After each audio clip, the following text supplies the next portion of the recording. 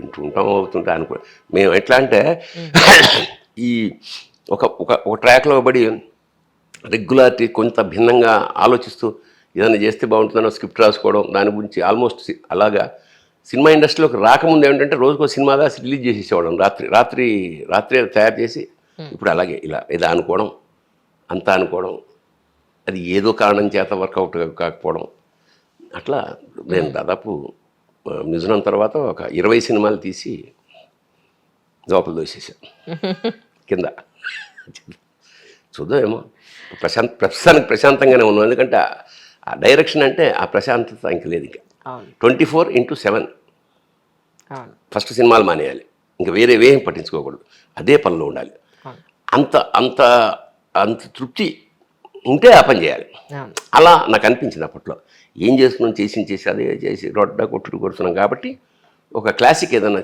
Feel చేసి శాశ్వతంగా తృప్తిగా ఉండడం కోసం అండ్ నాకు ఫుల్ఫిల్ అయిపోయింది ఇది దాదాపు 2012 దాదాపు 10 ఏళ్ళు 10 ఏళ్ళు ఇంకా మిథునం బతికే ఉంది ఎప్పటికీ బతికే అంటే ఆ పచ్చదనం దానిలో అందువల్ల అలాంటి సినిమా చేస్తే చేయాలి లేకపోతే వేస్ట్ మిథునం చేశాడు వీడియో మిథునం చేశాడు అని అనకూడదు అన్నమాట లేకపోతే తీయకపోతే ఒక అందం ఏమిటంటే ఏమో తీస్తే ఎంత గొప్పగా తీసాడు అలా ఉండనిద్దాం అని ప్రస్తుతానికి కన్నడ సినిమా ఒకటి చేస్తున్నాయి మధ్య చాలా మంచి వేషం అలా మా మనవడు ఉన్నాడు ఫుల్ బిజీ బాగా వీడి కాల్ షీట్లు అయిపోతే షూటింగ్ ఆ స్థితికి తెచ్చాడు నన్ను పూర్వం కాల్ షీట్ బట్టి గ్యాప్లో వీడి దగ్గరికి వెళ్తుండేవాడు ఇప్పుడు వీడు సెలవు ఇస్తే మేము వెళ్తున్నాం అది పరిస్థితి ఈ మధ్య మీ ఆగర్భ శత్రువు ఎల్వి శ్రీరామ్ గారి మధ్య కలవలేదా మీరు అసలు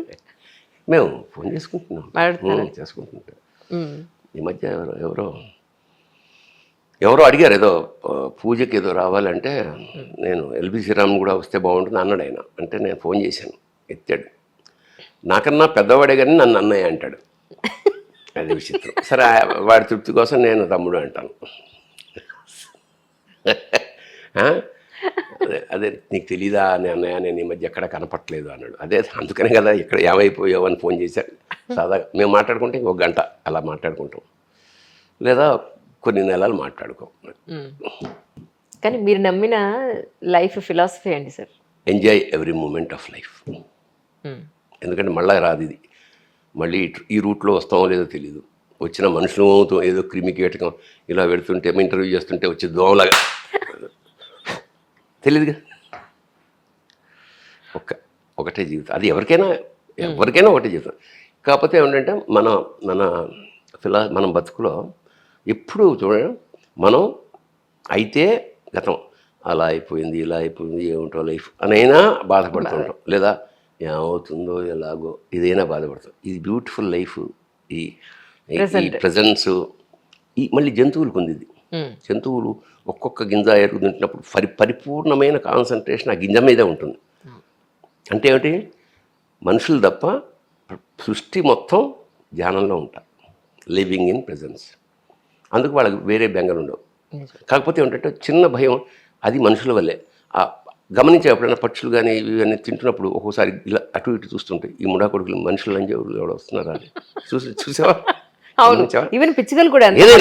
కంటిన్యూస్గా తృప్తిగా హాయిగా వీడు వస్తాడేమో అని ఒక పక్క చూపులు చూస్తుంటాయి అది మన వల్లే మనం లేకపోతే అడవుల్లో చూడవు ఈ నగరాల పక్షులకే ఈ దొంగ చూపుల బాధ సో వన్ ఆఫ్ బ్యూటిఫుల్ మన జీవితం వచ్చినప్పుడు అవకాశం ఉంటే ఇప్పుడు ఏడుపు ఎందుకు అని అర్థం కాదు పాయింట్ ఇప్పుడు నీకు ఎంత రాసి నువ్వు చెంబు తెచ్చుకున్నావు అనుకో ఆ చెంబు నీళ్ళు వచ్చేస్తాయి గ్యారంటీ నువ్వు బిందె తెచ్చుకున్నావు అనుకో బిందె నీళ్ళు వస్తాయి అంతే నువ్వు గంగాళం తెచ్చుకున్నావు అనుకో అవి నీళ్లు పట్టలేవు మొయ్యాలేవు ఒలికిపోతాయి దీనికి అద్భుతమైన రష్యన్ కథ ఒకటి ఉంది ఎవరైనా అంటే చాలామందికి తెలిసిందే మళ్ళా ఇద్దరున్నారు ఆ రాజుగారు టెస్ట్ పెట్టాడు సరే మీకు ఏం కావాలంటే మాకు పొలం కావాలి సార్ సరే ఇప్పుడు బయలుదేరండి సూర్యోదయంలో మీరు సాయంత్రం లోపల సూర్యాస్తమయం లోపల ఎంత దూరం వెళ్ళి వచ్చేసేయాలి ఇక్కడికి ఆ ల్యాండ్ అంతా మీదే పొద్దున బయలుదేరారు, సాయంత్రం కల్లా ఈ పాయింట్కి చేరిపోండి. ఇద్దరు నడుస్తున్నారు, సహజం కదా, వాడికన్నా కాంపిటీషన్ పరిగెత్తి ఒకడు ఒక దశ తర్వాత కొంచెం అలసట వచ్చింది, తగ్గి నడక ఆరంభించి టైం చూసుకున్నాడు. 12 అయింది, 6ంటికి బయలుదేరాం, మళ్ళీ సాయంత్రం లోపల వెళ్ళిపోవాలి, నాకు చాలే అనుకున్నాడు. వాడు వెనక్కి పెట్ట, వాడికన్నా ఎక్కువ కావాలని వెళ్దాం, ఇంకో గంట, ఇంకొక ఎకరం వెళ్ళిపోయేటప్పటికి 4:30 అయిపోయింది. మళ్ళీ రావాలి ఇక్కడికి వాడు. అవును కదా, టైం సరిపోద్దు. అయిపోయి అప్పుడు 4:30 అయింది, మళ్ళీ ఇంకా పరిగెడుతున్నాడు. ఎంత పరిగెడతాడు? సో ఎక్కడో చోట సొమ్మసిల్లి బ్లడ్ వచ్చి వామిటింగ్. సో ఎంత పరిగెత్తాలో కూడా తెలియాలి మనకి. కరెక్ట్. ఇప్పుడు నాగుపాముకు కావాల్సిన నాగుపాము ఇచ్చినప్పుడు వానపాముకు కావాల్సిన వానపాముకి ఇస్తాడు తెలివితేటలు. కానీ జీవన విధానం ప్రతి వాళ్ళకి సంపాదించుకునే తెలివితేటలు అందరికీ ఉంటాయి, కరెక్ట్. కాపాడుకునే తెలివితేటలు కూడా ఉంటాయి. పాము బుస కొట్టచ్చు, వానపాము లోపల దూరిపోవచ్చు, బట్ ప్రయత్నం అయితే ఉంటుంది. సో ఎవరికి కావాల్సిన వాళ్ళు ఉన్నాయి, వాళ్ళ సెటప్ ఈజ్ అరేంజ్డ్. ఇంకెంతకన్నా అందుకనే ఏమిటంటే ఇప్పుడు రమణ మహర్షి ఏమంటాడంటే రేపు లేస్తామన్న కాన్ఫిడెన్స్ ఉండడం వల్లే వాడు ప్రశాంతంగా పడుకుంటాం. రేపటి నుంచి ఎవరు లేవం అనువా, ఇవాళ అసలు పడుకోం. అవును, మనశ్శాంతి ఉండదు కదా అసలు.